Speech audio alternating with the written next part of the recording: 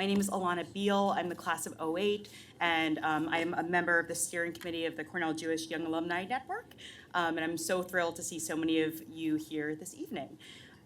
So just a few announcements before we get started with our main event, why we're all here, to hear the fabulous Corey Ryan Earle. So you guys each should receive a quarter card, just like this is Hope Plaza, at your seats. So please save the date. There is a Cornell Jewish Young Alumni Network sponsored Shabbat dinner on Friday, April 5th. We would love to see all of you and your friends there, so save the date. Also, quick spiel. These events are sponsored by Cornell Hillel, and on Cornell Giving Day, which will be some unannounced day this March, so keep your eyes peeled for social media blitzes and email blasts. Please join us in donating to Cornell Hillel. Your support will help enable Cornell's Jewish community to thrive on and off campus at events like this. So we really appreciate you guys taking that into account. And also, please do not hesitate to reach out to me or any of the other committee members in the room, or Susu Cohen, class of 2012. If you would like to get involved in planning one of these events or getting involved in our committee, we are more than happy to have new faces and new voices. So, without further ado, it's my pleasure to introduce Corey Ryan Earle, class of 2007, to give us some fun facts in Jewish history at Cornell. For some reason, my prepared title was not selected, which was far above Chayuga's waters.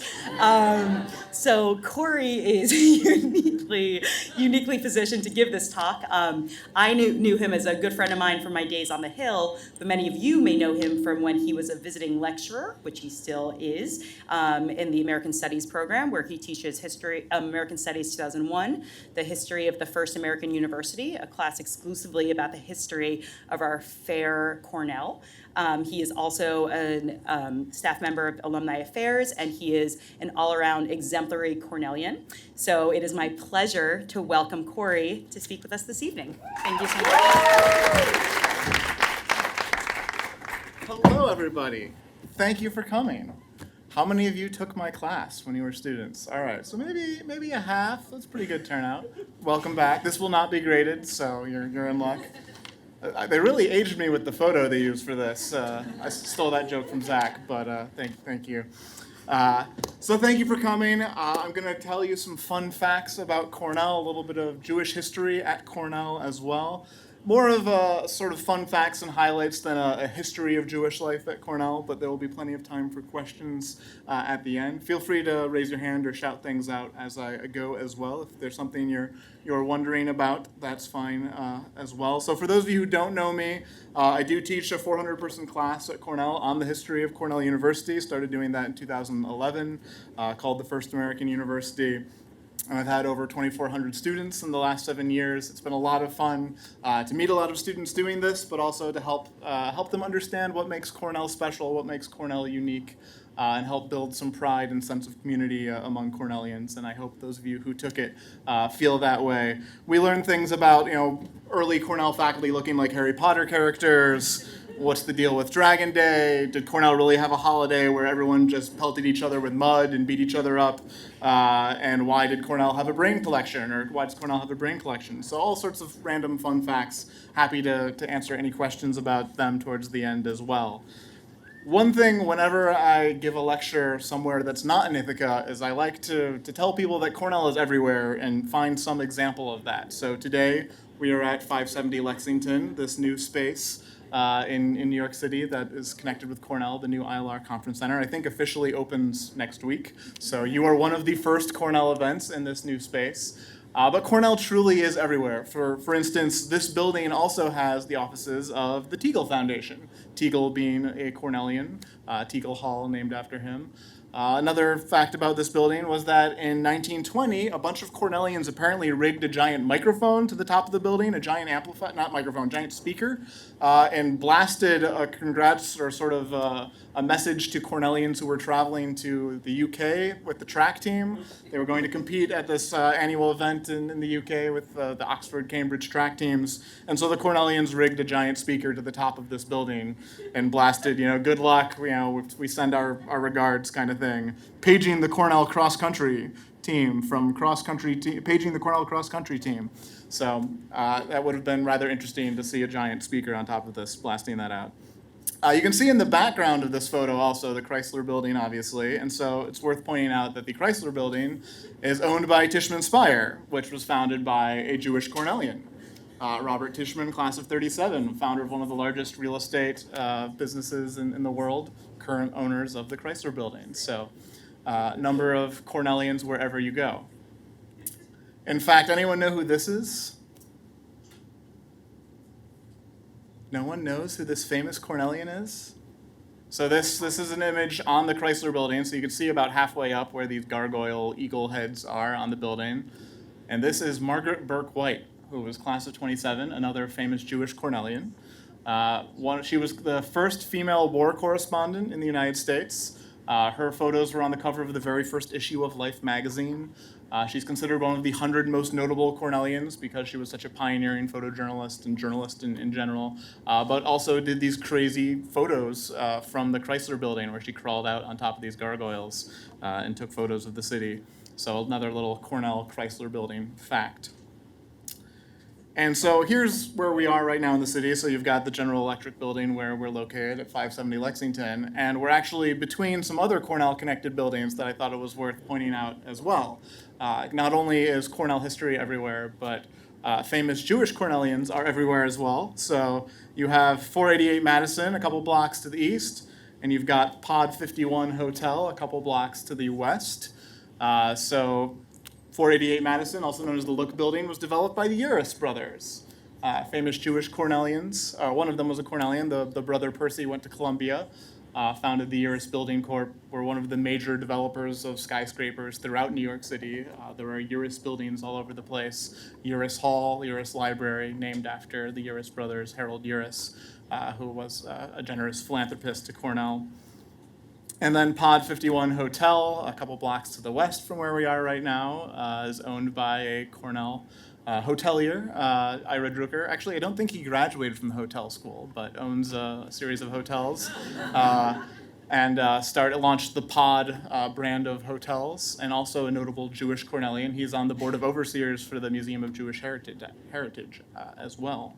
So, like I said, Cornell is everywhere you go, and I encourage my students always to find those Cornell connections where they end up. So I'm going to start and talk a little bit about sort of religion at Cornell in general and the place that Jewish life comes from in terms of Cornell history. And so we'll start with an easy question for all of you. What is Cornell's motto? You should all know this. Okay, I heard a few. There's the shortened version, but the full version, well, first of all, we should compare it to a few other illustrious or not so illustrious institutions. So Harvard's motto is Veritas, which is truth in Latin, kind of, full of themselves, maybe not the best motto. And I'm a little disappointed that none of my students hissed, because they learned in my class you're supposed to hiss or boo whenever Harvard is mentioned. Dartmouth University, or Dartmouth College's motto, who knows what that is? Anyone? There you go. Someone knows their Dartmouth history. So Vox Clementis in Deserto, which is a voice crying in the wilderness. Why you would ever want to go to a school with a voice crying in the wilderness as your motto, it seems like a strange choice. But they maybe not the most welcoming and inviting. But then you have Cornell with, I would found an institution where any person can find instruction in any study.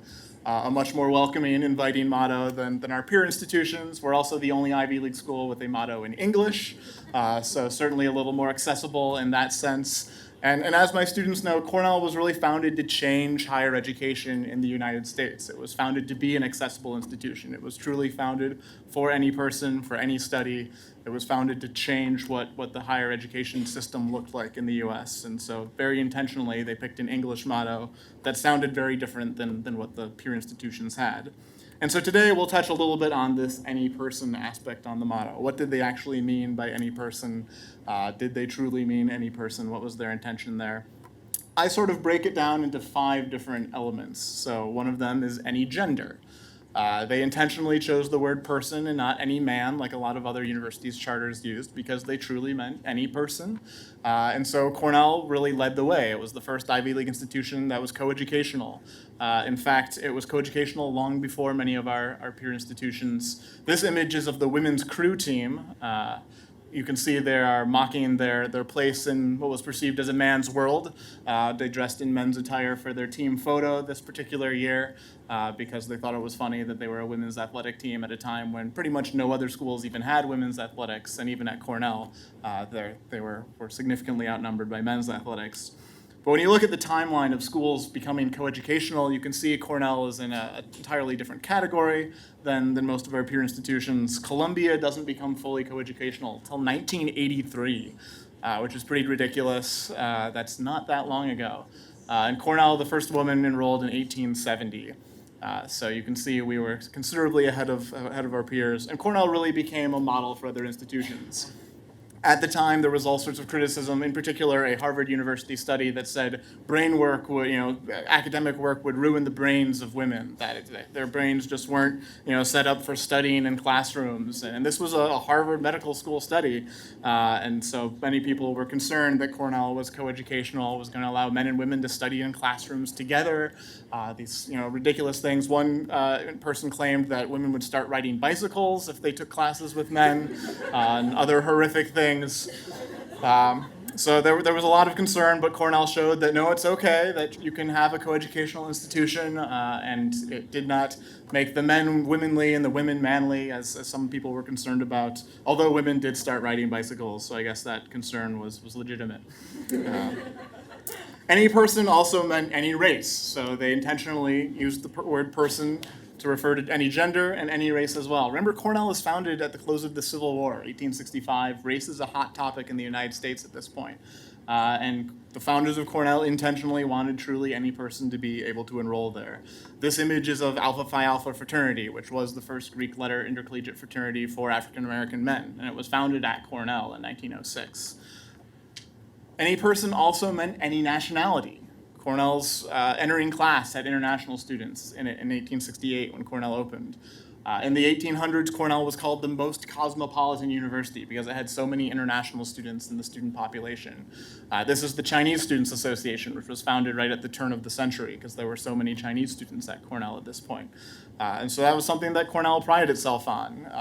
From the start, there were international faculty at Cornell. Faculty were recruited from around the world to come to Cornell, and they brought students who they knew from their home countries. In fact, in the 1870s, there were so many students from Brazil on campus that there was a Portuguese language newspaper published as a student publication on campus because one of the professors in geology had recruited a bunch of students from Brazil where he was doing geology work. And so there were Portuguese language newsletters and a Brazilian student organization in the 1870s, shortly after Cornell opened. A fourth element of any person is any socioeconomic status. So Ezra Cornell, poor farmer, wanted to make sure that the other poor farmers of New York State could get a world-class education. So he had made, who knows where Ezra made his fortune? I left out the basics of who Ezra was. I figured this crowd's a little more knowledgeable than average. Yes, Telegraph, exactly.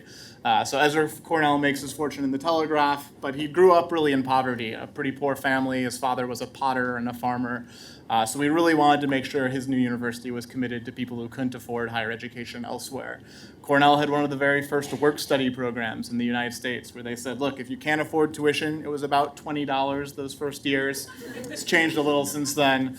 But they said, if you can't afford it, we'll put you to work on campus. So early students actually helped level the art squad. It was this sort of muddy pasture, cow pasture at the time.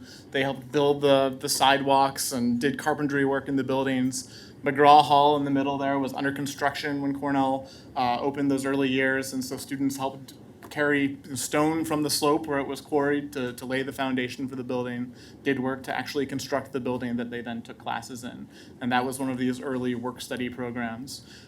In fact, that's why Cornell Tradition, the work-study program on campus today, is called Cornell Tradition, because this was this tradition that Ezra Cornell wanted from the start at the university. And then the fifth element of any person is this any religion aspect. And this was actually the most controversial part of Cornell's founding. So Cornell was doing a lot of things pretty radically. The name of my course, The First American University, it's a term that an educational historian used to refer to Cornell as this radical institution that did all of these things a little differently. This any person idea, any study. And Cornell wasn't necessarily the first school to do each one of these things. The first to be coeducational, the first to be non-sectarian, the first to have sort of practical subjects alongside classical subjects, but was the first to do all of these things together in one institution. And today we sort of take these things for granted. Most colleges and universities are coeducational, non-sectarian, have sort of a public engagement mission, which Cornell had from the start. And so Cornell really became what we think of today as an American university, and that's where that term, First American University, comes from. But the religion part was really the most controversial part of it. So Cornell was attacked in the national press. Prominent clergy people around the country, prominent newspaper editors called Cornell the godless institution because they said when it opened it was going to be non-sectarian. They said that truly any person was welcome. You can be of any faith or no faith at all, and that's okay. So we became the heathens on the hill, the godless institution, all sorts of nicknames. They said if you send your kids to Cornell, they'll go straight to hell, their lives will be ruined, Cornell will corrupt them. There were all sorts of ridiculous claims, and some students actually came to Cornell because of this. They saw the publicity and said, oh, it sounds kind of like an interesting place. I'd love to go there. So no such thing as bad publicity.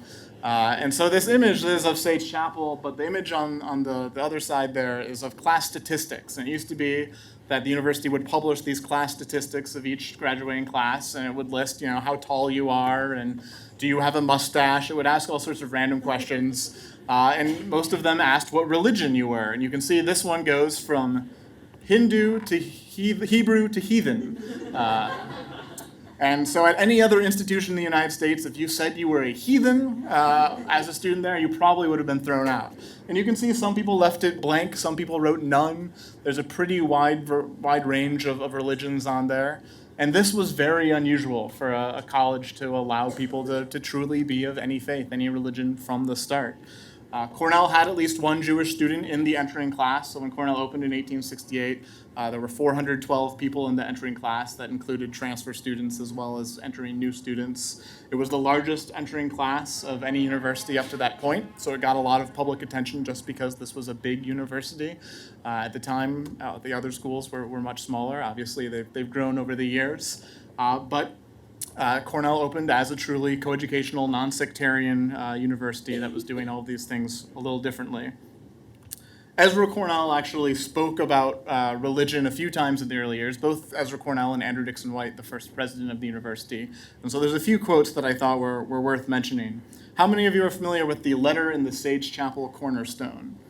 So those of you who took, a lot more of you raised your hand saying you took my class than raised their hand there. So you forgot it, but Gabe raised his hand in the back. Thank you, Gabe. I appreciate that. You seem very confident in knowing the Sage Hall cornerstone. So this was a letter that Ezra Cornell wrote and placed in the cornerstone when Sage Hall opened. Sage Hall, who knows what Sage Hall opened for? What was it built for? So it was built to be the women's residence hall, basically. It was Sage College for Women, and it was the first residence hall on campus. Before that point, most students were living downtown. There really wasn't a college town at this point. There was no West Campus or North Campus. And so when Cornell said, we're truly going to be committed to coeducation, they built a residence hall right on central campus, and it was considered the best residence hall in the country, this fancy Sage Hall, to attract women to campus, to show that Cornell truly was coeducational. And so when they dedicated the building, they had this cornerstone laying ceremony, and Ezra Cornell said, I'm writing a letter and I'm placing it in this cornerstone, and this letter will say why Cornell University will fail if it does fail, which I hope it doesn't. And everyone assumed that this letter was about women, about coeducation, because that's what the building was about. That's what they were getting criticism for at the time. And no one read that letter. He wrote it, stuck it in the cornerstone of the building, and it wasn't until the 1990s, so 120 years later, when that cornerstone was opened and the letter was finally read. And that was when Sage Hall was renovated for the Johnson School, when they completely gutted the building and sort of rebuilt it with the exterior clamped back onto it.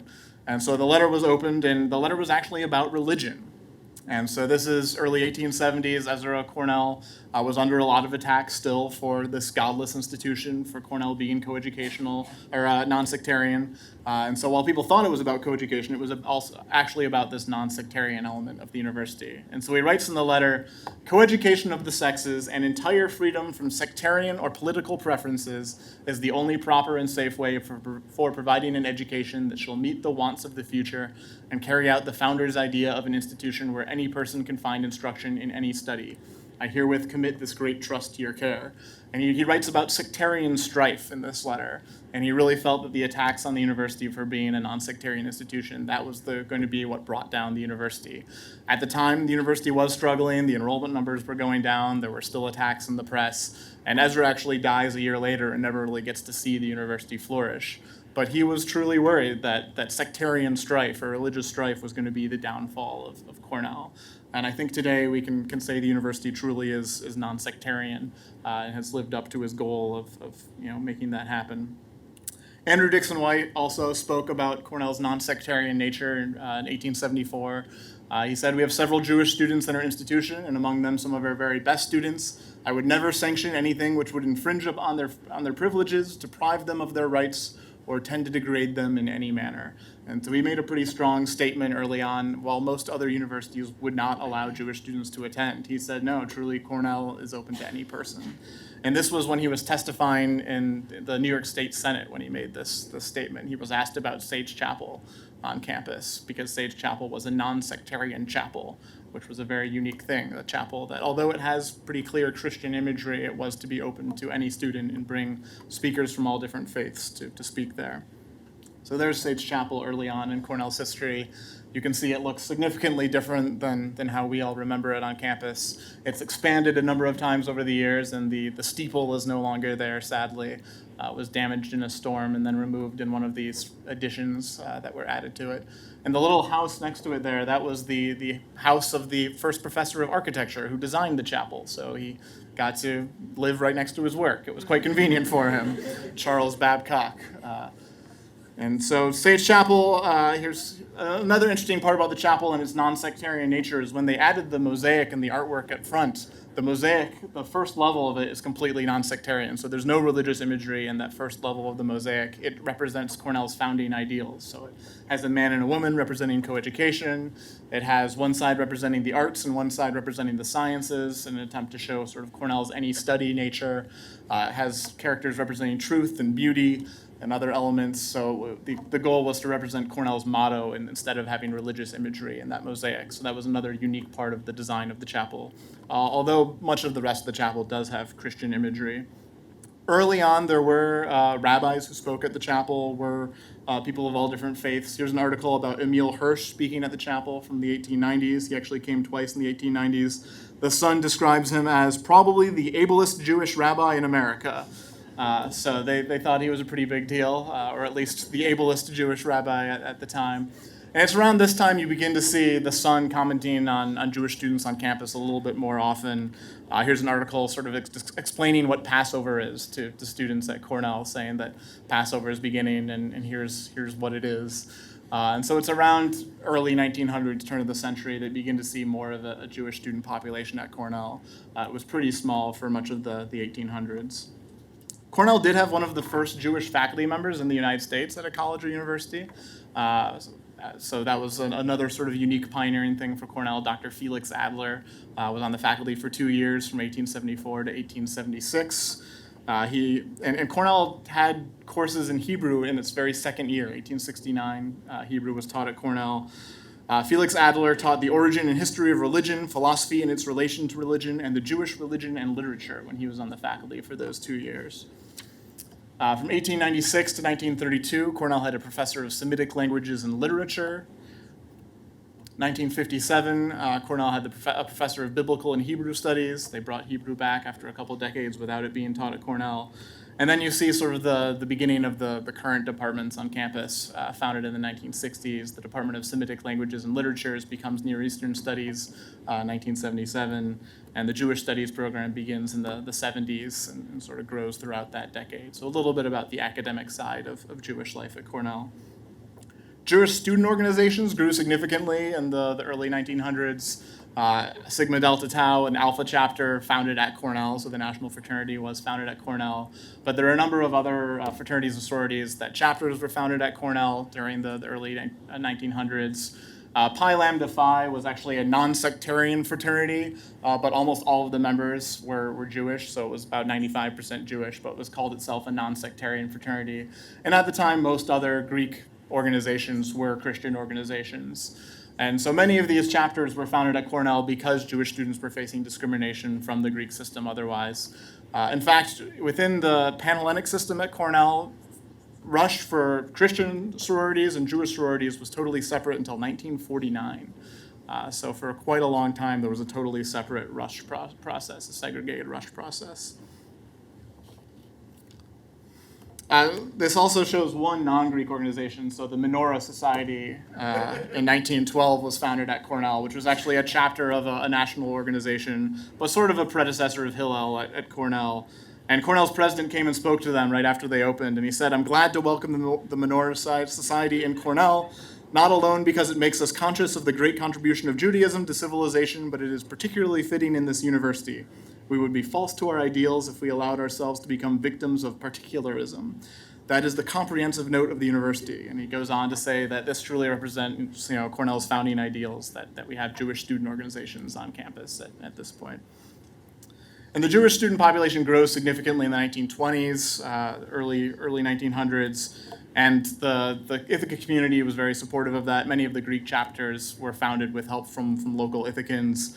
And the campus and local community joined together for the founding of Temple Bethel downtown in 1929. So the Cornell students were very involved with the founding of the temple in Ithaca. And it's actually in 1929 that CURW starts at Cornell, Cornell United Religious Work. Up to that point, it was called the Cornell University Christian Association. And they decided that as the Jewish population was growing, they truly needed to be an interfaith department. And CURW was actually the very first college interfaith department at any college campus in the country. So also, much like Cornell, became a model for other institutions for interfaith programs on a college campus. And here's an article about Temple Bethel being dedicated, and you can actually see they mentioned the Hillel Foundation is being founded at Cornell at the same time. So that year is when Hillel comes to Cornell University at the same time as the temple opens downtown. Annabelle Taylor Hall opens in 1951, and that's when Jewish student life has a home on campus finally, so it's opened as an interfaith center on campus. And so Hillel begins to have offices on campus beginning in the 50s, so it takes a little while for that to happen. Now, I was going to mention a number of notable Cornellians. There obviously was one in the title of the event. So I was looking at different notable Jewish Cornellians, and there are obviously thousands who I could mention here. It's a long list. So I decided, all right, I'll narrow it down to those who were mentioned in the book, The 100 Most Notable Cornellians, which was by Professors Kramnik, Altschuler, and Moore, published in 2003. I already mentioned Margaret Burke-White, the photojournalist who's mentioned in this book. But as I was looking through it, there are tons of Jewish Cornellians in this book as well. So we don't have enough time to mention all of them. So I'll highlight just a couple notable Cornellians who maybe you aren't familiar with, maybe you haven't heard of.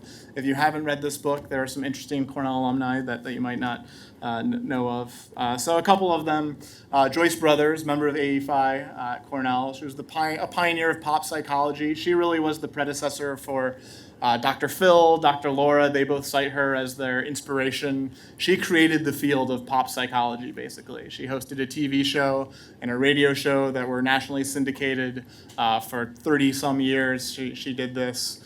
Really introduced the idea of psychology to the public and a number of principles of psychology, and so pioneered this field and led the way for a whole industry. So a notable Cornellian that you might not be familiar with. And then a few others worth mentioning. Anyone know of any of these? Some of them, the names you should recognize. So Henry Heimlich, Cornellian, class of 41 of the Heimlich Maneuver, medical school, class of 43. He was drum major of the Big Red Marching Band as a student. Anyone know who Laura Hobson was? Laura Hobson's considered one of the 100 most notable Cornellians as a novelist, and she wrote the novel Gentleman's Agreement, which popular best-selling novel, New York Times #1 bestseller, had a movie made of it, and it's actually about anti-Semitism in America, and sort of touches on sort of her experiences, and so a commentary on society at the time. Alan Funt, class of 34. Anyone know who he is? So I see one hand. Alan Funt is considered as the creator of reality television. So he is the founder of Candid Camera, which was really the first reality TV show, led the way for a whole industry of reality television. He's a Cornellian. He donated all of the Candid Camera collections to Cornell. The University Archives has the complete Candid Camera collection. That's quite the alliteration there. And so those of you who took Psych 101 with Professor Moss, he would often show clips from Candid Camera and use them to teach psychological principles. So the Department of Psychology is the keepers of that. Anyone know who William Friedman is?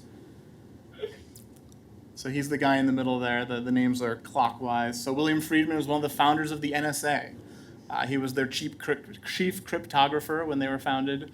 He cracked the Purple Code during World War I. Notable cryptographer and pioneer in sort of national security. Oh, and then the last person there, I didn't mention Isidore Rabi, was a physics Nobel Prize winner. So another Cornellian you might not be familiar with. But there are many more that I didn't mention as well. And of course, the one that you're all here to hear about, Ruth Bader Ginsburg, everyone's favorite Cornellian Supreme Court Justice, there speaking at a Cornell event. There's her yearbook photo at Cornell. She was involved in a number of Cornell leadership roles as a student at Cornell. Anyone know what the WSGA was? The Women's Student Government Association. Exactly. So women had their own student government at Cornell for many years, up through the 1960s, I believe, the WSGA existed, because Janet Reno was a leader in it as well when she went to Cornell, class of 60.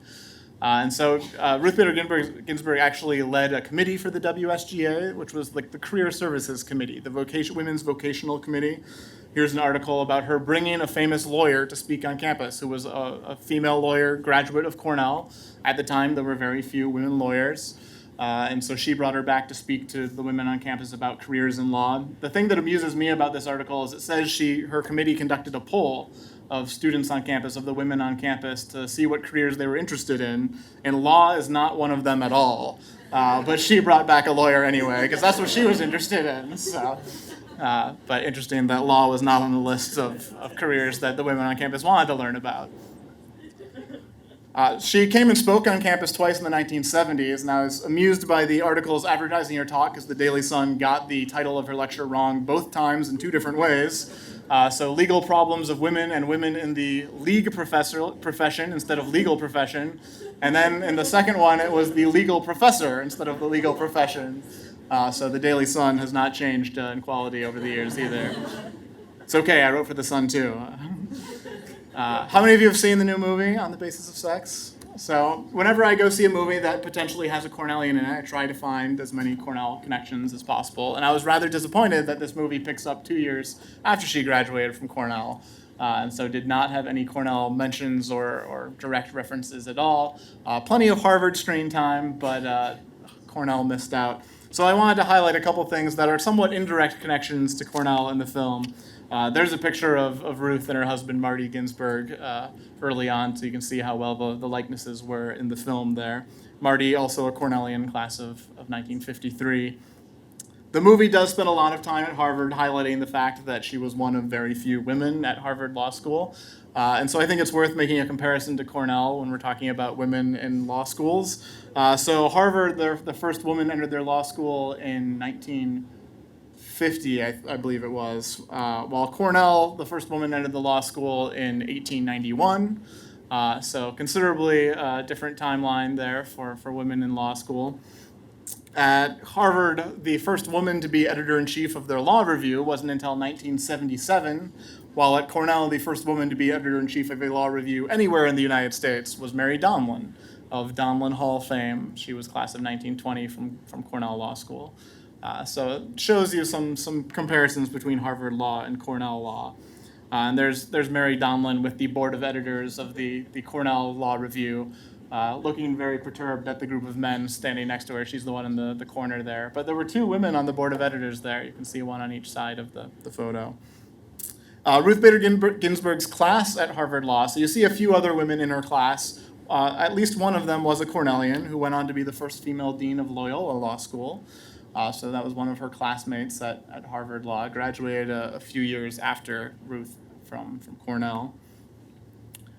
Kathy Bates in the film plays Dorothy Kenyon, a notable pioneer in women's law, women in the legal field. And she actually came and spoke on campus a number of times at Cornell in the 1920s. This is one article about one of her talks where she came and spoke about legislation relating to the home and the family. So relevant to the film, certainly. But it was interesting to see that in the 1920s, long before the movie, the time period the movie's depicting, she was coming and speaking at Cornell.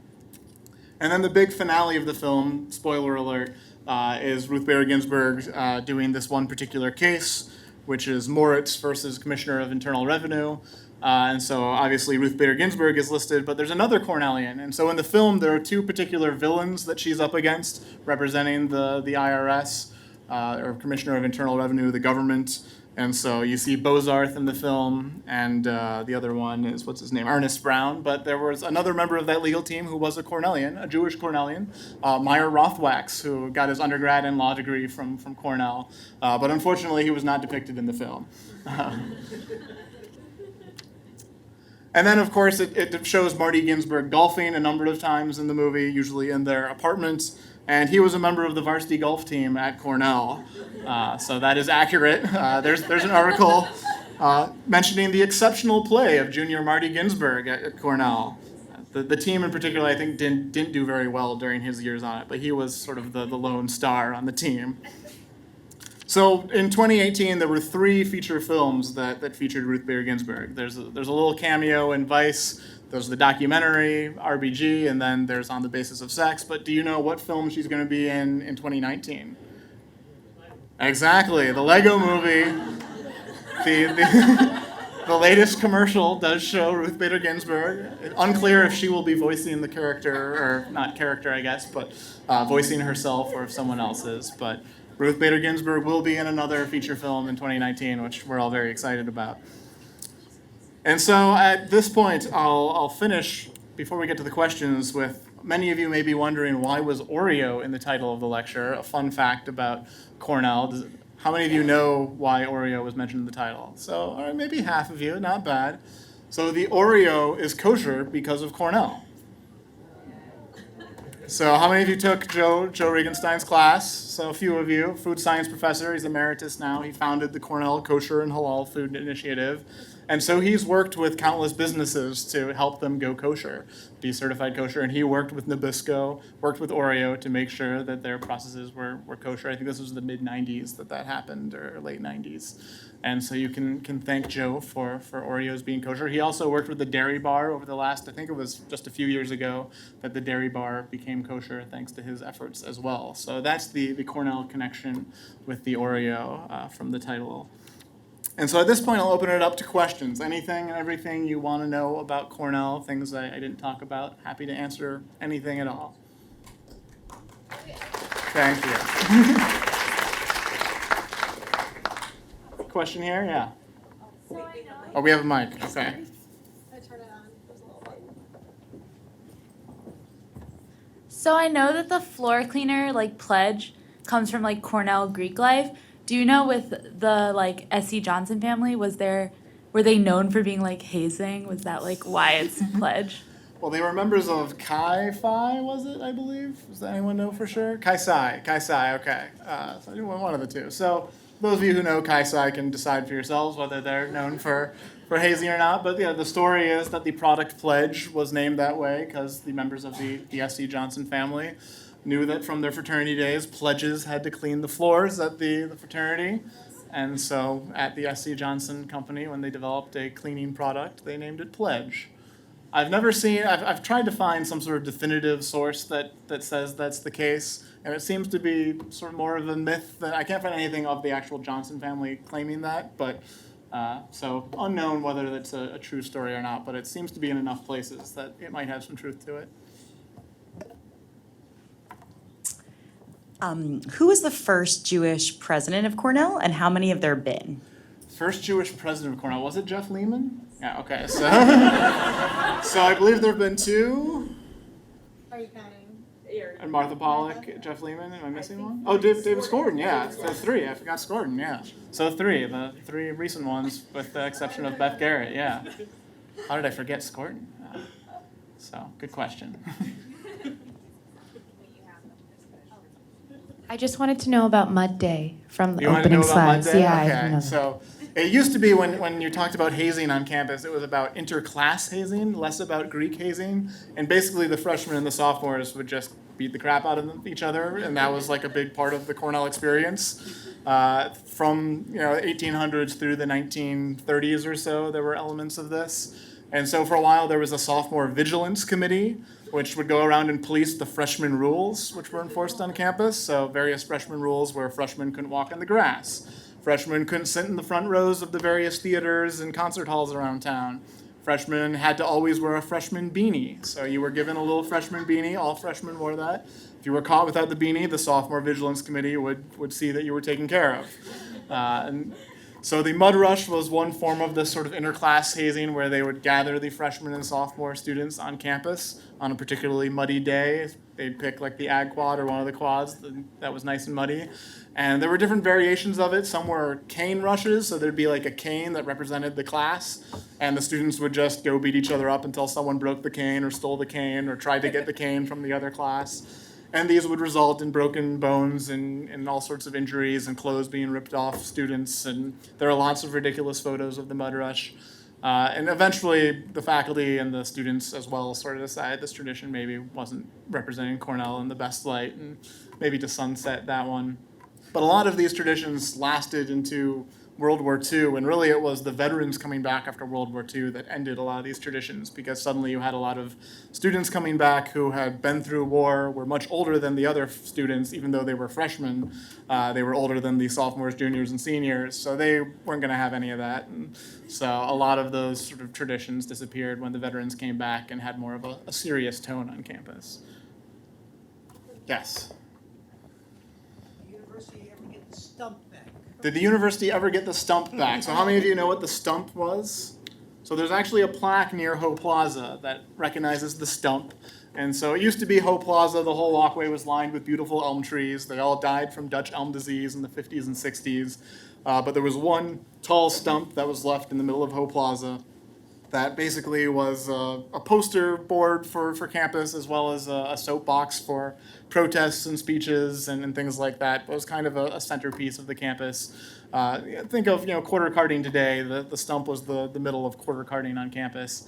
It was sawed in half at one point. A fraternity stole the stump and took half of it. It was found in Treman Park or something like that, away from campus. After disappearing for a little while, and the campus grounds department reinstalled the stump on the stump of the stump. And so they tried to hook the piece that was sawed off back onto it. It lasted maybe 6 months or so, and then they ended up getting rid of the stump altogether. Yes, you forgot the best part of the story. Okay. When they stole the stump, they put a sign on it that said, if you ever want to get your stump back, you have to leave. I forget what the ransom was, but they okay. asked for a ransom. Sounds like you know an awful lot about this. I don't know. I'm not sure the perpetrators were ever caught. But. Is there any truth that Goldwin Smith was an anti-Semite? That's definitely true. I think there's lots of truth to that. Goldwin Smith was sort of the Ann Coulter of his time. So he was a political pundit of sorts. And was an essayist and published in all sorts of national magazines and things. And so wrote a number of things that were pretty anti-Semitic. He was also anti-coeducation, so had some issues with a number of Cornell's founding principles. He was brought into Cornell early on as what was called a non-resident professor. And so when Cornell opened, it was this upstart school doing all these radical things, and they needed a way to get legitimacy and credibility easily. And so Andrew Dixon White, the president, came up with this idea of let's invite a bunch of really famous, eminent scholars to be non-resident professors. They come to campus for maybe 2 or 3 weeks at a time, give a series of lectures, but then they can go back to wherever their home is. So a number of notable individuals served as non-resident professors. Goldwin Smith was one of these first ones. He was the Regius Professor of History at Oxford, so a very eminent academic scholar. So the fact that he was suddenly on the faculty of Cornell gave Cornell a lot of credibility in those early years. He was only a member of the faculty for, I think, 3 years, pretty short time.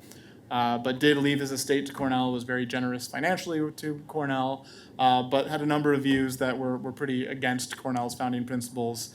And there's some evidence that he sort of pushed against Cornell being coeducational in those early years as well, when the faculty and the trustees were debating, are we truly going to live up to this any person ideal and admit women? He was on the side. He was actually the one who worried about women riding bicycles. That quote came from him. But he was a pretty negative guy in general. If you read some of his essays or quotes, like every quote is him just complaining about something. When he was hired to Cornell, he said, "I hear there are a number of waterfalls, which I abhor." He hated waterfalls. He complained about the Yankee bread. He just all sorts of things he would complain about, and so yes, that is definitely true. Well, there's an irony to that is the building that's now attached to his building is named after a Jew. Exactly, and Seth Klarman actually spoke about that at the dedication of Klarman Hall. He brought up the fact that the building named after him is attached to this building named after a pretty notable anti-Semite, and he said he thought that was appropriate. He said that it's only right that a Jewish alum's building is going to be part of this other building, and so it's something that's fairly well known on campus. I feel it's been written about every now and then in the Daily Sun, or Glenn Altschuler and Isaac Kramnick wrote about it in the Cornell Alumni magazine maybe a decade ago. But yeah, the building's still named for him. Yeah. Did Cornell have quotas on Jewish students like other Ivy Leagues did at the time? Cornell did not have any official quotas, so unlike Columbia, Harvard, schools that had definite quotas, there is some evidence, particularly in the medical school and in arts and sciences, that there were kind of unofficial quotas in the 1920s, 30s. So you begin to see sort of a rise of intolerance nationally and on college campuses during this time period, both for students of color on college campuses and for Jewish students.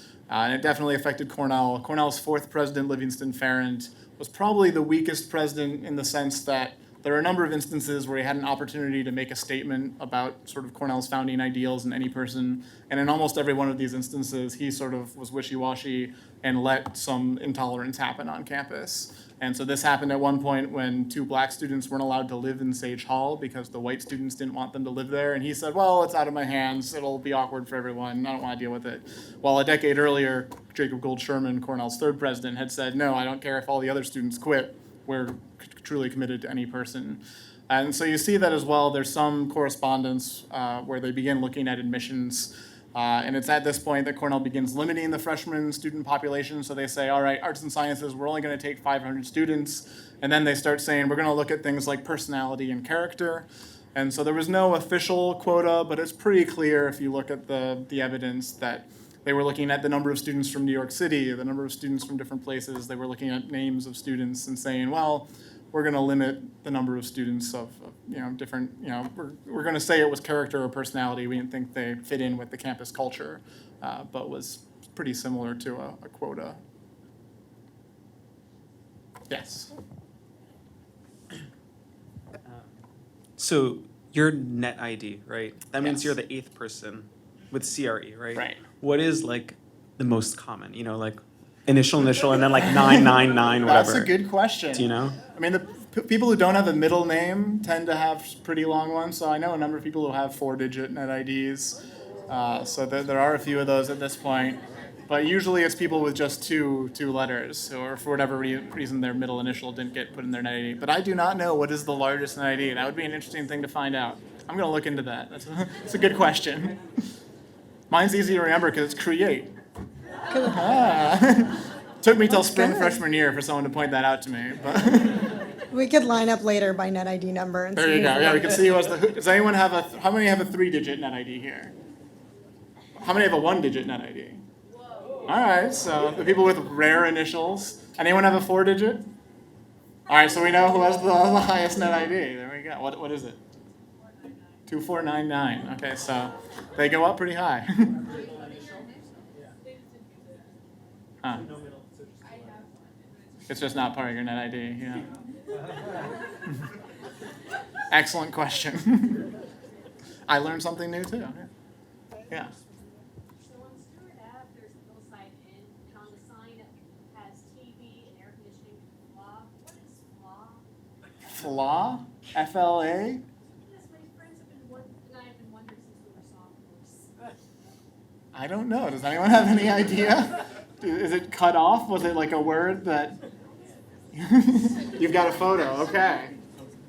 I'm fascinated. Air conditioning. Oh, TV FLA.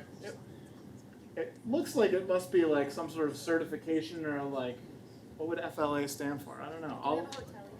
Yeah, any hotel, yeah.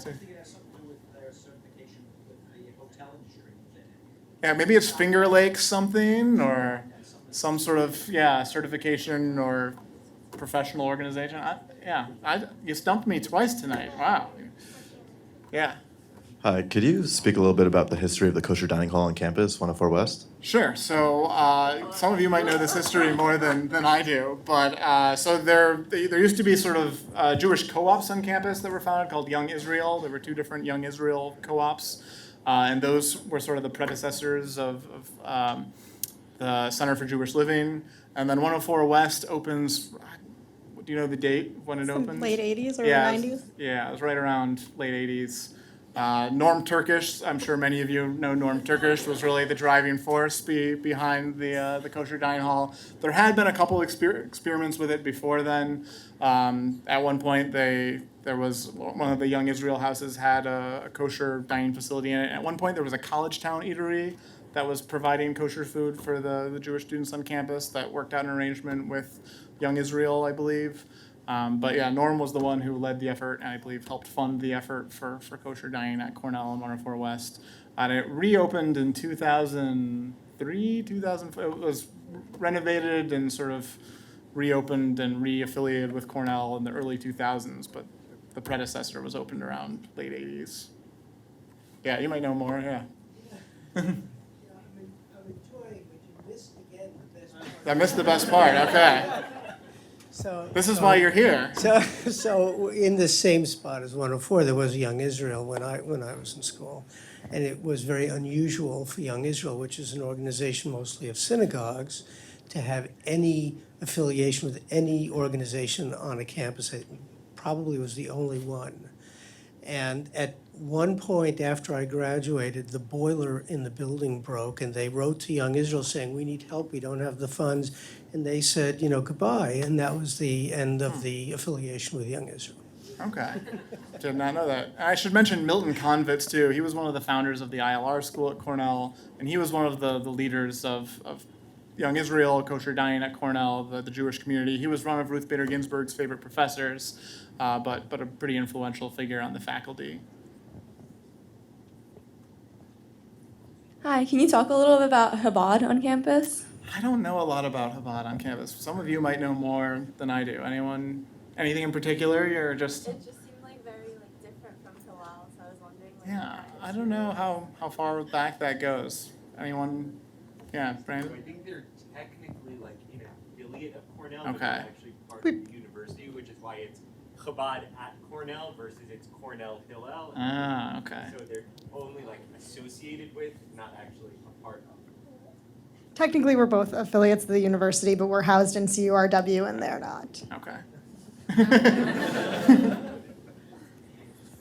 Eleanor. Do you know anything about any trends in anti-Semitism on campus, either from the founding history to now, and then also I wouldn't say race relations, I guess interfaith relations, particularly around World War II and the Holocaust? Did that play a role in Ithaca? That's a good question. Obviously, there were the incidents last fall that were nationally publicized and brought a lot of attention to anti-Semitism across the country on college campuses, and Cornell wasn't immune to that. In the early years, the first 50, 75 years, when you read the memoirs and diaries of Jewish students on campus, they were pretty well integrated into the community. And I think in part the Jewish community was really small at the time. And so they were welcomed in student organizations. And it's really not till the 1910s, 20s, 30s when you see more intolerance on campus. And you begin to see different organizations not allowing Jewish students to be part of them, certainly within the Greek system, which is why you see a number of chapters of Jewish fraternities and sororities founded at Cornell. But even other organizations on campus, you begin to see them shutting out Jewish students. I don't know, I'm trying to think of anything I know around World War II.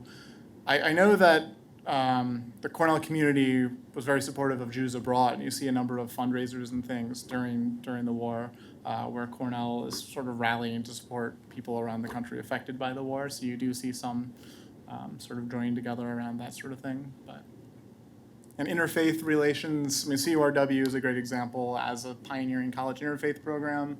The Interfaith Student Council was founded just, 3 years ago on campus? 4 years? Pretty recently, right? You were among 2 years ago? Yeah. 3, okay, yeah. So that's a pretty new development that there is an Interfaith Student Organization. But it used to be CURW actually was led by a student board. And so it was much more of a big student leadership position, and there would be student leaders from different faiths on campus. So 1930s through 1970s or so, you'll see the CURW student board listed on a lot of people's yearbook entries and things. And so that was a major leadership position that brought together people from different faiths, and was pretty similar to the newer iteration of it. Can I offer a fun fact? Yes, please. So CURW is Cornell United Religious Works, and the Dean, Father Dan of Cornell United Religious Works, has a new title. Yes, His title is now the that's true, Dean of the Office of Spirituality and Meaning Making. It's a great new title. So it just shows that the definition of religion on campus is kind of expanding and growing in an interesting way. That's a great point, yeah. Any Yeah, the more sign questions? outside Annabelle Taylor now says Spirituality, Offices of Spirituality and Meaning Making, not CURW. Anything else? And I'm happy to answer questions afterwards. Feel free to come ask me anything that you didn't get to ask. Oh, there's one more. Oh, no. Pete Galbo. Sure. Yeah, Corey, there's a bench in the arts quad that says above all nations is humanity. It's sitting right outside of Colts Hall. Just talk about, is there iconic placement of that for a reason outside of that hall? And other things that's a period icon. That's a good question, yeah. So that is the oldest bench on campus. As far as I can tell, that is the oldest bench. Above all nations is humanity. And it was a quote attributed to Goldwin Smith. He's the one who gave the bench to Cornell. The quote ended up being picked up by all different organizations. There was an organization at Cornell called the Cosmopolitan Club, which was the international student organization on campus. And their motto was above all nations is humanity. They became part of this larger national group that kept the motto above all nations is humanity. The University of Hawaii, I believe their motto is above all nations is humanity. There's a bench at another university in the Midwest that's identical to the bench that borrowed it from Cornell. An alum of Cornell liked it so much he made a copy and put it on this other campus. I can't remember what campus it is. But a lot of people have pointed out the irony of it being a quote from Goldwin Smith, who maybe didn't necessarily live up to this aspiration of believing above all nations is humanity. But so there's some appropriateness of it being there in front of Goldwin Smith and perhaps reminding Mr. Smith of what he said.